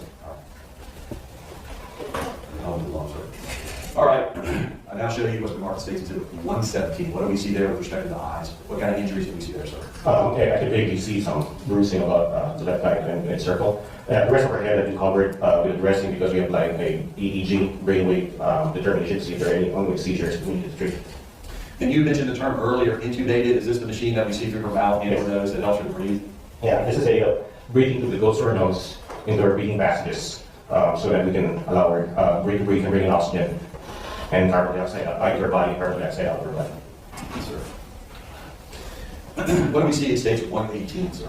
And I believe this is the knee, and this is another picture of injuries that appear more recent than the other marks in our body. And how about 119? And these are also other areas of peeling for the skin or abrasions that appear to be of less recent than the others. Yes, sir. And is that why you outlined earlier many of the injuries you see about her externally are over a certain time period? Yes. All this didn't happen at one time, right, sir? As far as I can tell, yes. We see the name photographed by Dr. Andrews. Who was that? Is that a member of your team? Dr. Andrews, if I remember correctly, that being a common name, I believe she was a physician in training with the child protection team at that time. All right. Doctor, what do we see in Stage 121? And I see a discoloration of the thigh there that we thought represented bruising. Yes, sir. How about Stage 122? And then this is another area of what we call abraded skin, and you can see that the top layer of the skin is peeled here, peeled back. And then there's an area here that is also abraded in some redness underneath that, which shows blood just underneath this area of the skin. Collectively, doctors, does this appear to be normal amounts of bruises for a 5-year-old? No.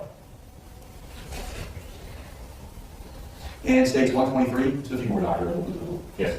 And these are, again, marks on the body that reflect injuries that have been, or wounds that have happened less recently. Stage 124.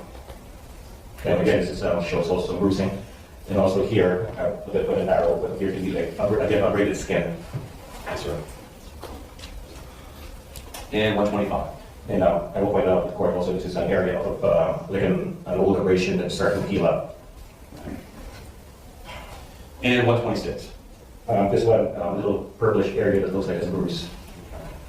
Dr. Deli will be here tomorrow to kind of walk through more of these. I want to ask you, did you find these types of injuries throughout, or most of her external body? Yes.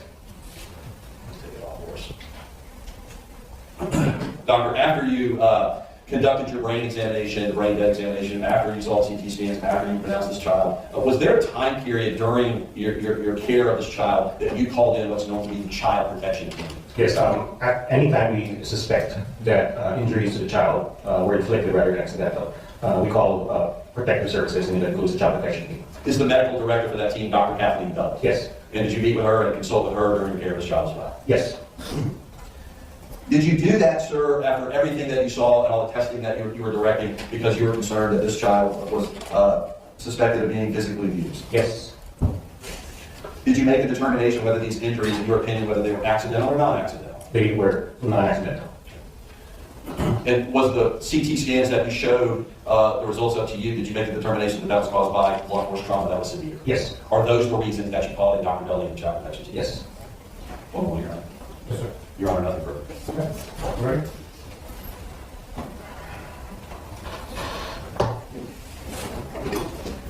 Doctor, you just testified that you made the determination that these injuries were not accidental, is that right? Yes. Now, and I don't want to quibble with you over individual injuries, and I'm not going to quibble with you over that, in fact, your opinion is correct. But you can't say to any degree of medical certainty that every single one of those injuries is not accidental, can you? Yes. It's not possible a child could have fell and scraped your knee? Some of those injuries, yes, they may appear that they could have been due to a normal child's activity. Some of them. Now, Doctor, another thing is, again, I'm not quibbling with you over these injuries. They clearly prompted you probably right away to know that you need to call the CPT, right? Yes. But you can't tell us based on your observations who actually inflicted those injuries, can you? No. You did, in the course of determining a treatment care plan for this child, go and speak to the child's parents, correct? The mother, and I believe the other person was not the father, but somebody was the mother's partner. All right. And to go back, you came on duty at 7 a.m. on October 18th? Yes. And the child had already been treated by JFRD and brought to the hospital? JFRD, then by our emergency department, then after me, yes. Then you. And so you go and meet with the mother shortly after 0700 that morning. I don't know exactly the time, but I met both her and the mother's appointment. And one of the reasons for doing that was to take a medical history from the mother? Yes. And in taking that history was important for your care of the child? Absolutely.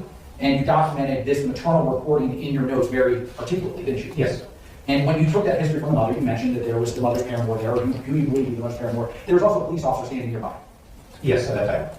And the mother gave you a rundown of the child's medical conditions and history that led to her being in the hospital that morning. Yes. And the mother told you that the child had been suffering a 5-day history of a mild cough. Yes. The mother told you that she had administered flu medication. Some medication that she thought was for her respiratory tract infection, but she did not specify what it was. And when you say flu medicine, to me that's very specific, and she wasn't that specific. The mother told you that the child had remained without associated fever, shortness of breath, lethargy, abdominal pain, vomiting, or a decrease in appetite. Yes. And that's from the mother. Yes. The mother also told you that Zykerria was acting per her usual self yesterday evening and ended up falling asleep on the couch while watching TV. Yes. The mother told you that she had actually given the child medication around 10:30 p.m. the night before. If my records reflect that, yes. The mom described to you that early in the morning the child had walked to the bathroom alone, at which time she proceeded to hear a loud fall and rushed into the bathroom to find the child submerged and unconscious. Yes. The mother told you that she immediately called 911 and was instructed to initiate chest compressions. Yes. And throughout your note that you said you reviewed before you came here today, you repeatedly wrote maternal reporting, mom notes, mom states. You did that because you're indicating that that's the information that you're actually getting from the mother. Yes, and at that time the boyfriend was also there, so I was looking to him too for any additional information. But most of the information, yes, was coming from the mother. And you didn't note in your report that the husband or the parent provided you any information like that, did you? Not in my note, but he was there. Doctor, you also talked with the state about your efforts to essentially get the child to react. You talked about physical movement to the child and moving the breathing tube, is that correct? Among other things, yes. And among those other things is a sternum rub, correct? Yes. And that's a common thing for any type of medical professional to do to try and get a reaction out of an unconscious patient. Yes. Now, the child was declared, I believe you said the child was declared dead on October 19th at approximately 1 p.m. Shortly thereafter, yes. Shortly thereafter, okay. And that's when the, you sort of started the process as to whether or not this would be a case where the organs could be harvested. Only after brain death, yes. Right. And you talked about life quest. Prior to any type of organ harvesting, there's sort of tests that have to be run on the individual, correct? Before the organs are retrieved? Yes. And one of those is, and the reason for that is that in order to donate organs, the organs have to be in good condition when they're taken. Yes. Otherwise, there's no point in taking them, correct? Yes. And so as part of that, you actually ordered a CT scan before the organ harvesting began. The CT scan was done earlier in her, you're talking about CT scan of the head, right? No, doctor, I'm talking about a CT scan performed on October 20th of 2018 at 14:17 that was ordered by you for the CT of the chest, abdomen, pelvis without contrast. Okay, so that happened after the child was declared deceased, yes. Before the organ harvesting occurred. Yes, and I do not remember the circumstances of that. That may be part of the workup, yes. All right. And again, the reason for that is to make sure that the organs are in good condition. Or they're taken. I must admit, at that time, after the child was declared deceased, those CT scans were done at the behest or the request of the organ donation people, and my name is placed there for nominal purposes because I had been taking care of her. So the reasons for doing those CT scans, the specific reasons are best answered by them, but in general, yes, those CT scans are done to look at the integrity of organ function. So even though your name is on here as the ordering provider, you're telling us you didn't order this? It is ordered by one of us under my name so that we can help the organ procurement people after the family has given permission for the organs to be donated, yes. Okay, I'll just ask you a question, doctor. Do you remember the radiology reports for Zykerria, both pre-mortem and post-mortem, meaning, after she was declared dead, the organ harvesting showed no damage to her kidneys? I'm not aware of the CT scan. As I said, those CT scans after she was declared deceased were done at the request of the organ donation team. How about the pre-mortem scan of her abdomen? Do you remember that coming back and saying there was no damage to her kidneys? I don't remember that. I concentrated on the injuries to her head and the body. Yes.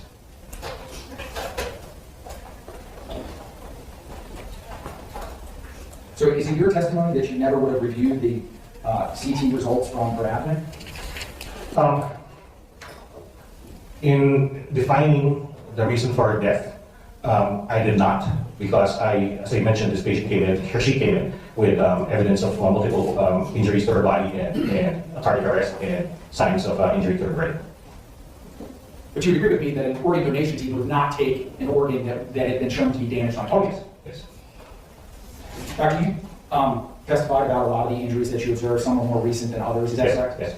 You agree with me that there's no scientific or medical way to actually date exactly when the injuries occurred, other than to say some are newer or fresher than others? Yes.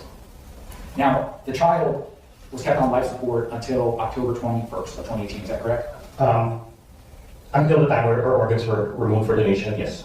And when a child is kept on life support, blood is still flowing, the body is still breathing. In fact, the body can continue to change.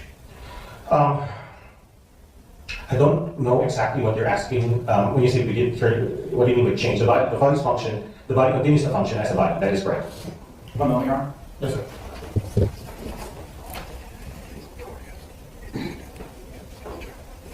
No further questions, Your Honor. Anything else? No, Your Honor, thank you. All right, thank you, Doctor.